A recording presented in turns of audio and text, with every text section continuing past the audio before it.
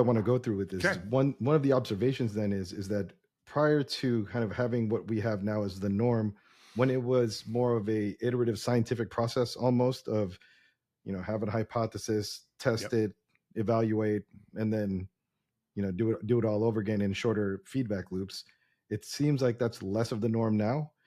What do you see as the if this is something that is a better way of going Yeah. about continuous process improvement, what is the transition point that a company should Yeah. aim to go through, or how should they look to implement this if they find that this would be better for them? Oh, Teddy, you just used the right word, aim. So here's what's happened, unfortunately, in Western management. 1954, Peter Drucker introduced management by objective. Before that, we had scientific management, statistical control, and employee empowerment.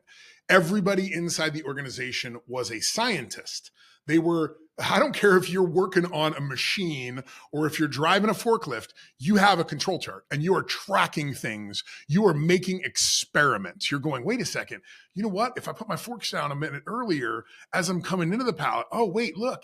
Oh, look at this. I can see how it affects things. People were empowered to make their own decisions because American management in the 1940s and early 50s ran not on goals, but on aims. Companies had an aim. We aim to take this market position. We aim to grow by this much. We aim to improve this.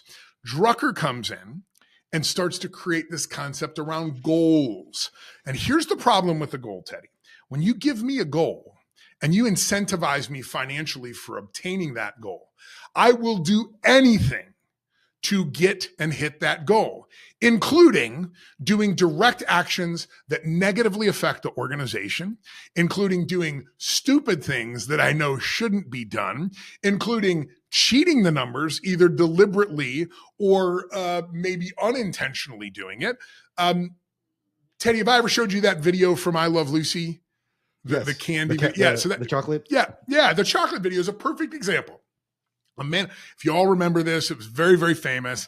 Lucy and Ethel get a job in a chocolate factory because they want to make some extra money on the side and they don't want the guys to control their money. So they go to work at this chocolate factory and their first run is pretty bad. And the manager comes in and says, I'm going to fire you. You're done. If you don't fix it this time, you're done.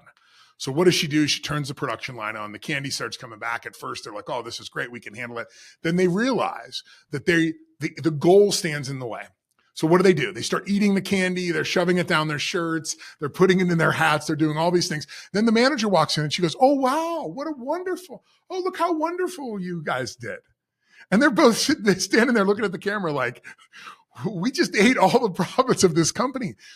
Every single day, American companies do this. We set up goals and then we want people to achieve a goal. So they do whatever it takes. And we don't fully understand the repercussions of that goal. Instead, if we had an aim and you said, our goal is to improve every day by 1%, Lucy and Ethel would have said, this is impossible. We can't do it. Here, let me show you why. Here, look, see, it comes out too fast. Oh, okay. Well, then let's adjust the speed to the pace that people can work. And then let's see, can we improve that over time? Hey, can we bring in a little bit of automation? Can we put an ERP into place here? What can we do to improve upon that to work towards that aim?